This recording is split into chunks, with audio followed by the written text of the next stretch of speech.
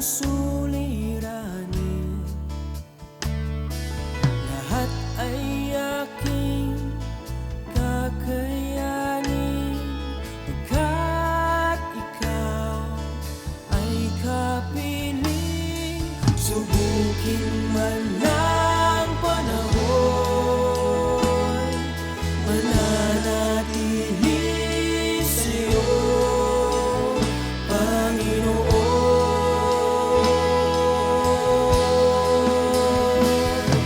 Walang alinlangang maglilingkod, walang pangambang sa'yo ay susunod. Hindi susuko at hindi ito, patuloy lamang sa iyo, Panginoon.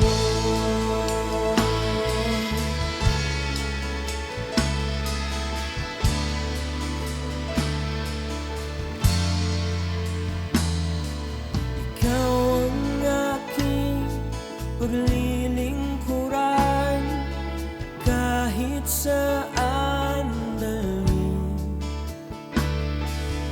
Ikaw ay lagi kung susundin, anuman ang suliranin, lahat ay aking kakayanin, pagkat ikaw ay kapiling.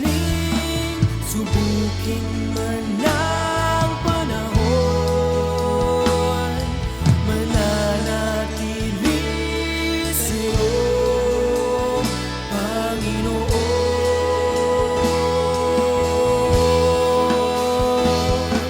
Walang alinlangang maglilingkod, walang pangamba. Magandang gabi po sa bawat isa. Ngayon po ay araw ng Huwebes at tayo po ay naka-schedule upang magbigay ng mensahe mula sa ating Panginoon sa tinig ng pag-asa. Ito po ay under ng Jesus Be Lifted Up Church sa pamumuno ng ating ginagalang at minamahal na Bishop Leo Bidanya.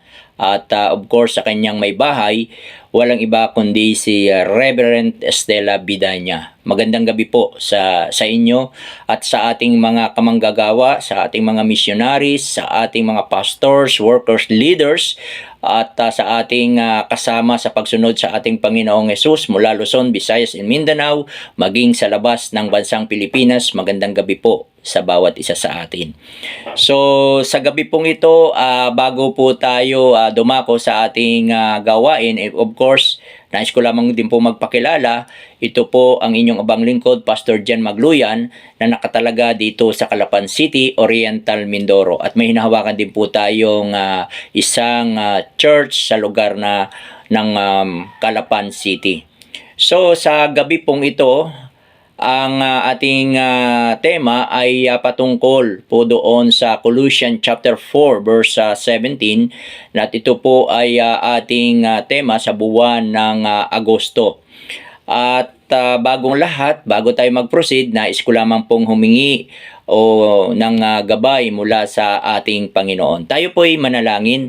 Panginoong Hesus, marami pong salamat sa gabi pong ito na kung saan muli binigyan nyo ng pagkakataon ang inyong abang lingkod na magbigay ng mensahe sa aking mga kapatid, O Lord. At ang salita na magmumula sa aking bibig ay tunay nga, ito'y patnubayan nyo, Holy Spirit. Ang masabi ko lamang ay yung salita na kung saan makakapagbigay ng inspirasyon sa makakarinig nito. Lord, you will be increasing and I will be decreasing right now, Ama. Salamat po at ingatan niyo po kami habang kami nag-aaral ng inyong salita, at patuloy pong bigyan nyo kami ng higit na kaunawaan, katalino at karunungan na nagbubuhat sa inyo, O Diyos, upang sa araw-araw naming pamumuhay, ang maririnig namin sa gabing ito ay may apply namin sa aming buhay Kristiyano. Salamat po, Ama. Ito pong aming dalangin sa pangalan ni Jesus. Amen and Amen. So, muli, good evening po. So, sa gabi pong ito, ang title po ng ating topic ay tungkol sa, of course, sa ministry. Ito po yung effective ways in fulfilling God's ministry. So, marami pong kapararaanan kung paano natin mapulpil o makumpleto ang ministeryo na tunay nga ipinagkatiwala sa atin ng ating Panginoon. Hayaan nyo pong basahin ko sa inyo ang teksto na sa Colossians chapter 4 verse 17. Ang sabi rito ni Pablo, "Tell Archippus, see to it that you complete the ministry you have received in the Lord." Pinapasabi ni Pablo kay Archippus na siguraduhin mo, Archippus, na talagang makukumpleto mo, mapupulpil mo ang ministeryo na ipinagkaloob, na ipinagkatiwala sa iyo ng ating Panginoon. Alam niyo po, sa buhay ni Pablo ay talagang sabi nga ay simula nang si Pablo ay tumanggap ng ministeryo mula sa ating Panginoon, ay dinevote na niya yung kanyang sarili sa ating Panginoon sa kanyang paglilingkod at pinulpil niya yung ministry na ipinagkatiwala sa kanya ng Panginoon hanggang siya ay sabi nga ay namatay at sabi nga ay nabilanggo siya ng mahabang panahon, although na siya ay nasa loob ng kulungan, but still na isishare pa rin niya ang kabutihan at kahabagan ng ating Panginoon at marami pa rin ang naliligtas, marami pa rin ang naligtas dahil doon sa sabi nga sa devotion o sa commitment na binibigay o ginagawa nitong si Pablo. Kaya nais niyang sabi nga ay hindi lamang niya maranasan yung kabutihan ng Panginoon at nais din niyang ma-share kung paano niya sabi nga gampanan yung ipinagkatiwala sa kanya ng ating Panginoon. Walang iba, ito yung ministry. So nais ni Pablo na sundin hindi ni Archippus kung ano yung ginawa niya para sa kaluwalhatian ng ating Panginoon. Sabi nga, Paul faithfully and honestly completed the ministry that he received in the Lord. So talagang si Paul talaga ay nandun yung kanyang katapatan. Okay, kinumpleto niya yung ministeryo. Kaya nga sabi nga niya wala na siyang dapat patunayan. Nagawa na niya yung part niya bilang lingkod ng ating Panginoon. So tayo bilang mga lingkod ng ating Panginoon, kung ano yung ipinagkatiwalang ministry sa atin ng ating Panginoon, of course, we have to fulfill this. Sabi nga na upang sa ganun ay mapaluguran natin, mapasaya natin ang ating Panginoon, and in return ay maibigay naman ng Diyos yung nais niyang ibigay para sa atin. Okay?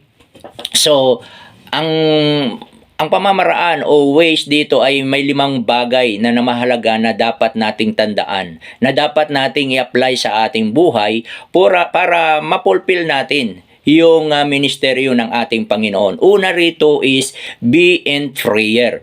Napakahalaga po niyan mga kapatid ko sa pananampalataya na tayo lagi ay nananalangin sa ating Panginoon sapagkat ito po ay isang napakatatag na pundasyon ang pananalangin.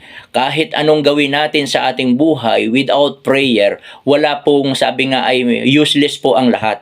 Pinagkatiwalaan tayo ng Panginoon ng mataas na posisyon ng ministeryo o anuman na sa loob ng church natin, pero pagkulang sa pananalangin, useless po ang lahat ng ito. Hindi po natin totally na mapupulpil. Maaring sabi nga ay 50% magagampanan natin yung ating responsibility, magagawa natin yung ating sabi nga yung task na ibinigay sa atin, but kapag sinamahan natin ang panalangin ito, as masigit na mapupulpil natin yung sabi nga yung pinagkatiwala sa atin ng Panginoon. Sabi nga, a way to know that you will be able to fulfill God's ministry is by being in prayer.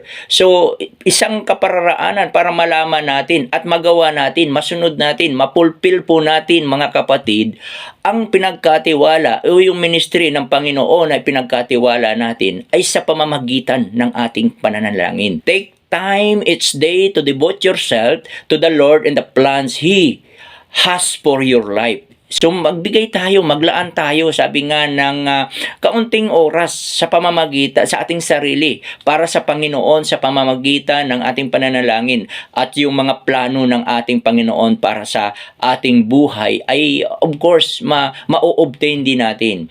Sabi nga, if you are giving each area of your life to God, then He will bless you for the fulfillment of the ministry that He entrusted to you. So, kung bibigyan natin ng pagkakataon ng ating sarili sa pagdidevote sa ating Panginoon, so ibibless tayo ng Panginoon para mapulfill natin yung ministry na ipinagkatiwala sa atin ng Panginoon. Basahin natin ang sabi nga doon sa Colossians chapter 4 verse 2. Sinabi rin ito ni Pablo, devote yourself to prayer, being watchful and thankful. Maging matyaga kayo sa pananalangin, laging handa at nagpapasalamat sa Diyos. Kaya nga po, di ba, kahit si Jesus, nananalangin siya madaling araw para lamang, sabi nga, mapulpil niya yung responsibilities, yung task na ibinigay sa kanya ng ating Diyos na buhay. At naging matagumpay itong sa ating Panginoon. Although nasabi nga ay nagbuhay siya ng kanyang physical na buhay, but sabi nga ay nagawa niya yung part niya. Nagawa niya yung part niya, yung ipinag-uutos ng ating Ama, dahil sa kanyang pananalangin, nabibigyan siya ng higit na kalakasan, higit na karunungan para gampanan yung kanyang responsibility. So, magkikita rin natin dito sa Thessalonian, 1 Thessalonian chapter 5 verse 17 to 18. Sabi roon, pray continually, give thanks in all circumstances, for this is God's will for you in Christ Jesus. So, ang panalangin natin ay kailangan na manalangin ng walang patid at patuloy tayo nagpapasalamat sa Panginoon, kasi the more na tayo ay nananalangin, the more na dapat tayo ay nagpapasalamat sa ating Panginoon, para ibig sabihin ay nandoon yung tunay na paggalang natin at pagmamahal natin sa ating Panginoon. So, ang number 2 po rito, ang sabi nga po sa number 2 na ating pag-aralan dito, ang isang paraan pa rin po is be actively reading in the Word. Ibig sabihin, kailangan maging aktibo din tayo sa pagbabasa ng salita ng ating Panginoon. Vice versa po ito eh. Sabi nga, tayo ay nakikipag-communicate sa ating Panginoon sa pamamagitan ng ating pananalangin, na which is tayo ay tinuturuan ng banal na Espiritu kung paano tayo manalangin at matanggap ng ating Panginoon. And in return, ang Diyos ay sabi nga ay magbibigay ng mga revelation sa atin, ng mga katuruan, kung ano yung dapat nating gawin sa pamamagitan ng pagbe-meditate natin o pag-aaral ng salita ng ating Panginoon. Isang way yun po para mapulfill natin ang ating ministry sa pamamagitan ng pagbabasa ng salita ng Panginoon, sapagkat doon natin makukuha kung ano yung mga instruction, ano yung revelation ng ating Panginoon para ma-improve, ma-develop po natin yung ministry na ipinagkatiwala sa atin ng ating Panginoon. Ang sabi nga, taking just a few minutes each day to read, meditate the Word of God will give you a better understanding in the ministry that God has entrusted to you. So, sabi nga, yung pagbibigay natin ng kaunting oras, ng kaunting panahon sa pagbabasa ng salita ng Panginoon o sa pagbubulay-bulay ng kanyang salita, ito ay makakapagbigay ng kabutihan, ng improvement, ng kaunawaan sa ministeryo na ipinagkatiwala na ibinigay sa atin ng ating Panginoon. 'Di ba? Ang sabi ni Joshua, sabi niya sa Joshua 1:8, doon ang sabi niya, keep this book of the law always on your lips, meditate on it day and night, so that you may be careful to do everything written in it. Then you will be prosperous and successful. So kapag sabi nga, lagi nating sabi roon ay huwag nating kaligtaang basahin yung kautusan o pagbulay-bulayan araw at gabi ang salita ng ating Panginoon.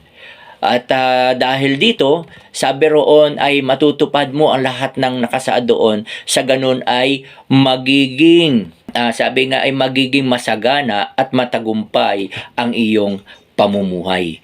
So, dahil doon sa ating pagbubulay-bulay, sabi nga yung active reading ng salita ng ating Panginoon ay lalong higit natin na matatagumpayan, mapupulpil natin yung ministeryo na pinagkatiwala sa atin ng ating Panginoon na katulad ng ginawa ni Pablo. So si Pablo talagang sabi nga patuloy siyang nananalangin sa ating Panginoon, patuloy niyang ipinapahayag ang salita ng ating Panginoon upang maranasan niya yung katagumpayan at maranasan niya yung kaligtasan, yung protection na mula sa ating Panginoon habang piniperform niya yung ministeryo na ipinagkatiwala sa kanya ng ating Panginoon.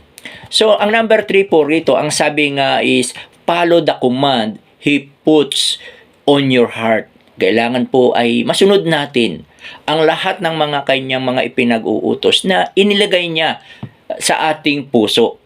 Inilagay sa ating puso ng ating Panginoon. Sabi ron ay allow God to guide your steps and trust for the fulfillment of the ministry that you have received from Him, na mula sa Kanya. I-allow natin na gumalaw, kumilos ang ating Panginoon sa ating buhay sa pamamagitan, sa pagsunod ng Kanyang mga utos. At sa pamamagitan nito na mararamdaman natin, mararanasan natin yung fulfillment ng ating ministeryo. Always rely on God's commandments because through of which He will direct you for the fulfillments of His ministry. He will help you to achieve it and He will be glorified in the process. So mag-glorify talaga ang Panginoon kapag napulpil natin yung pinagkatiwalang ministeryo ng ating Panginoon. Kaya napakahalaga po yung panalangin, pag-aaral ng kanyang salita at the same time yung pagsunod sa kanyang mga sabi niya yung mga commandments niya. At ang sabi pa nga po sa Psalms, ang sabi po rito ni David, I pursue the way of your commands, for you broaden my understanding. Ang lahat mong mga utos ay malugod kong susundin dahil sa pag-unawang ibibigay mo sa akin. So makita natin doon talagang sabi nga itong si David ay dahil napakaganda yung pagsunod niya sa ating Panginoon, although na nagkaroon siya ng pagkakasala sa ating Panginoon, pero yung patnubay ng ating Panginoon at patuloy na pinupulpil ng hari na ito na si David ang ministeryo na ipinagkatiwala sa atin, na pinagkatiwala ng Diyos sa kanyang buhay. Kaya napakahalaga po talaga sa atin bilang mga Kristiyano yung sabi nga ipagsunod sa kanyang mga utos, sa kanyang mga commandments. At makikita rin natin dito mga kapatid sa Leviticus chapter 22 verse 31. Sabi roon is, you shall keep my commandments and do them. I am the Lord. Kailangan sabi doon, sundin ninyong mabuti ang mga tuntuning ibinigay ko sa inyo. Ako si Yahweh. So, ang ating Panginoon na nagsasabi na yun. So, you shall keep my commandments and do them. Kailangan gawin ninyo kung ano yung ipinag-uutos ko. Ako ang inyong Diyos. So pag sinunod natin, wala pong sabi nga ay negatibong mangyayari sa ating buhay. Wala pong masamang epekto na mangyayari sa atin. Bagkus ang laging nasa sa atin ay sabi nga yung kasaganaan, di ba? Ay ang sabi nga roon sa Proverbs 22 verse 4, which is my favorite verse, if we will only obey and be humble before Him, we will be receiving honor, riches, and long life. At dahil doon, magkakaroon tayo ng completeness sa ating ministeryo na kinakabilangan o kinakaaniban. At ang number 4 po, ang sabi po sa number 4 is seek a godly community. Napakahalaga po nito mga kapatid, na hindi lamang sa pananalangin, hindi lamang sa pagbabasa ng salita ng ating Panginoon, at hindi lamang sabi nga ay hindi lamang po doon sa sinasabi na sabi ay follow the commands. Napakahalaga rin po itong number 4 na ang sabi po rito is Seek a godly community. Napakahalaga po nito para lalo po tayong tumatag, para lalo po tayong maging inspire sa pagsunod sa ating Panginoon. Sabi nga, it's easier to fulfill God's ministry when you have brothers and sisters in Christ around you that encourage you and for sowing your ministry in the Lord. Kung napakaganda po niyan, 'di ba? Dapat po mayroon tayong mga sabi nga ay may nilalapitan tayo na mga kapatid sa pananampalataya na pwedeng mag-encourage sa atin, na ipurso natin, na ipagpatuloy po natin yung ang ipinagkatiwala sa ating Panginoon na na ministeryo. At malungkot nga lamang po na sabihin, minsan ay nasa loob ng ating ministeryo sa ating church ay may mga kapatid na kung saan ay siya pa mismo yung sabi nga ay magda-down, sabi pa ay magbibigay ng negatibong pananaw para sa iyo. Pero sabi nga bilang mga Kristiyano, dapat humana po tayo. Humana po tayo, ipanalangin po natin na Lord, bigyan mo ako ng kapatid sa pananampalataya na tunay nga na higit na makakapagbigay sa akin ng counseling, ng advice para lalo akong lumago sa iyong ministeryo. Sapagkat napakahalaga po niyan. Okay? Napakahalaga po niyan na mayroon pong nagbibigay ng counseling, ng advice habang tayo po ay nagpapatuloy sa ating ministeryo na ipinagkatiwala sa atin ng ating Panginoon. Sapagkat ang sabi sa Romans chapter 12 verse 4 to 5, kung papaanong ang katawan ay binubuo ng maraming bahagi at magkakaiba ng gawain ang bawat isa, gayon din naman kahit na tayo'y marami, nabubuo tayo sa iisang katawan ni Kristo at ang tayong lahat ay bahagi ng isa't isa. Marami po, mga parts po ang bawat isa na miyembro ng ating ministeryo, ng ating church. At meron pong sabi nga moral obligation ang bawat isa. Lalo na po ang mga pastors po natin. Yung sabi nga ay may moral obligation siya sa kanyang mga nasasakupan, sa kanyang mga flocks. Para sa ganun ay lalong ma-inspire yung mga nasasakupan natin. Hindi po yung sabi nga yung personal interest o personal agenda lang yung naiisip ng bawat isa sa atin, kundi yung naisip po natin ay yung para sa pangkalahatan. Sapagkat ito ang nagiging daan para lalo pong tumibay tayo sa pagsunod sa ating Panginoon. Yung may kapatid tayo na nagpapalakas, nagbibigay ng inspiring words para tayo ay lalong tumatag, sumunod sa ating Panginoon sa lahat ng kanyang pinag-uutos. Sapagkat tayo naman po ay tao lamang na laging nakakaranas ng mga pagsubok, testing, trials, and persecution sa buhay, which is ay kailangan din po natin para mapulpil natin yung ating ministeryo na tinanggap mula sa ating Panginoon. Kailangan natin na mag-seek ng isang godly community sa pamamagitan po ng ating mga kapatid sa pananampalataya. At ang panghuli po natin, ang sabi po rito is yung number 5, ang sabi po is obey the truth. Kailangan sundin po natin yung katotohanan. Kung ano yung katotohanan, hindi po dapat nating tatakpan ng mali. Okay? Pag mali, mali at ang tama po ay tama. Isa po yan, daan o paraan para masunod natin, makumpleto natin ang ministeryo na ipinagkatiwala sa atin. Tandaan po natin, know what is written in the Bible and follow the way He calls you to live by commandments and intentionally be an example of what a Christ follower should be.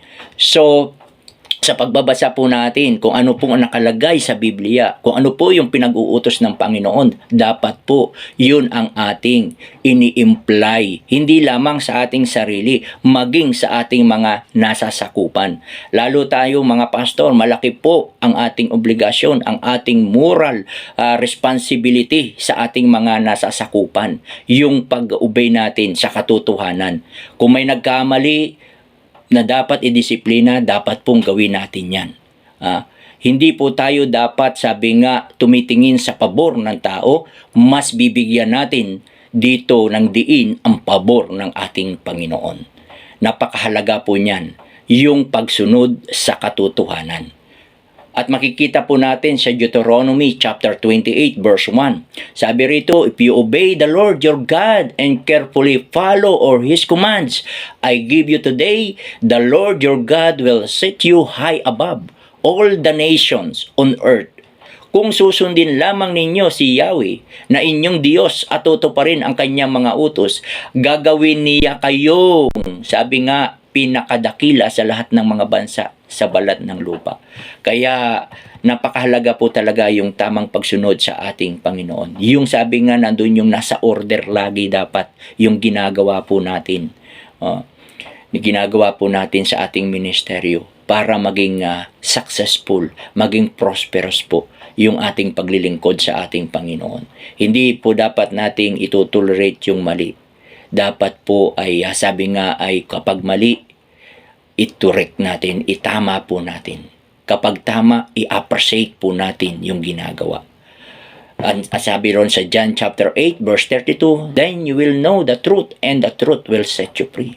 Kapag may mga kamalian at tinatago po natin, hindi po yun ang kalooban ng Panginoon. Hindi po natin mapupulpil ang ministeryo na ipinagkatiwala sa ating Panginoon. Meaning, hindi po natin nasusunod yung sabi nga yung katotohanan na nakasulat sa Biblia.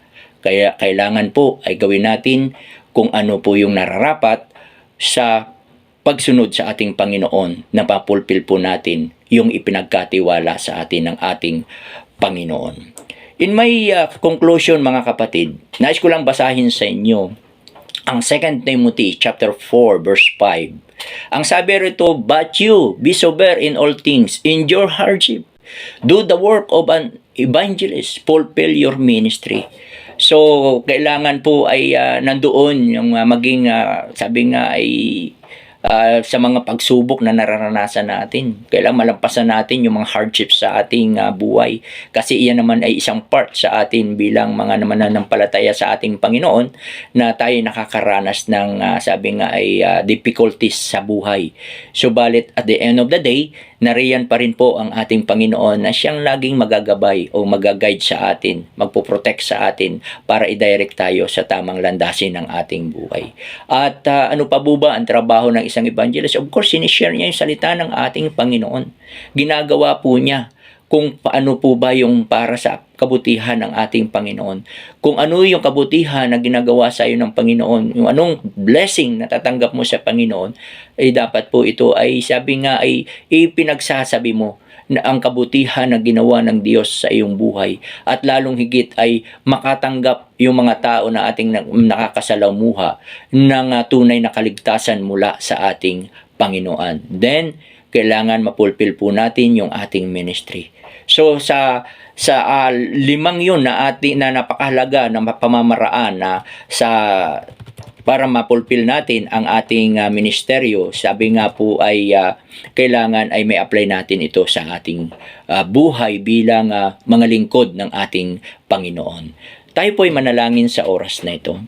Ama, marami pong salamat sapagkat muli po ay nakarinig kami ng mensahe, Lord, na tunay nga na mula sa iyo sa pamamagitan ng iyong maabang lingkod. O Diyos, ang mensaheng iyon ay tunay nga na tumimo sa aming puso't isipan at mai-apply namin sa aming pang-araw-araw na buhay. Sapagkat wala naman kami, Lord, na dinidependihang iba, kundi ikaw lamang, O Lord, ang aming inaasahan. At ang iyong mga utos ay masunod namin at magawa namin na hindi ito makasugat ng iyong puso't ng iyong damdamin. Bagkus, Lord, ay mapahalagahan ka namin at magkaroon ng kagalakan ka sa aming buhay. Salamat po, Ama, at maging sa buhay ng aking mga kapatid na tunay ngang na nakinig, O Lord, ng iyong mensahe sa gabing ito. Bless mo po sila, patnubayan mo po sila, anuman po ang desire, anuman po ang kanilang plano sa kanilang buhay. Lord, bless mo po, patunayan mo na ikaw nga ang Diyos na hindi nagkukulang sa kanilang mga pangangailangan. Maging, Lord, sa kanilang kalusugan, at manatiling sila po ay malakas, Father God, at maging sa kanilang financial na pangangailangan, lagi pong ito, Lord, na hindi sila nagkukulang maging sa material na pangangailangan. Salamat po, Ama, sa gabing ito. Tunay nga iningatan mo kami habang kami po ay nakikinig, nag-aaral ng iyong salita. Salamat po, Ama. Ito pong aming dalangin sa pangalan ni Jesus. Amen and amen. So muli, magandang gabi po sa bawat isa, aking mga minamahal na kapatid sa pananampalataya. Muli, ito po si Pastor John Magluyan na nakatalaga sa Calapan City, Oriental, Mindoro. Muli ko po kayong inaanyayahan sa ating programa sa Tinig ng Pag-asa tuwing Tuesday po, ikapito ng gabi, at Thursday, ganun din pong oras, ikapito hanggang ikawalo ng gabi. At maging sa aking mga kasamang mga pastor, sa mga kasamang mga lingkod ng ating Panginoon, marami pong salamat sa inyo at sa pananalangin ng bawat isa para ang bawat isa ay magkaroon ng tunay na pagsunod sa Panginoon at ang bawat isa ay patuloy, sabi nga, ay magkaroon ng tunay na pagkakaisa at pagmamahalan. Kaya muli, magandang gabi sa bawat isa and God bless us all.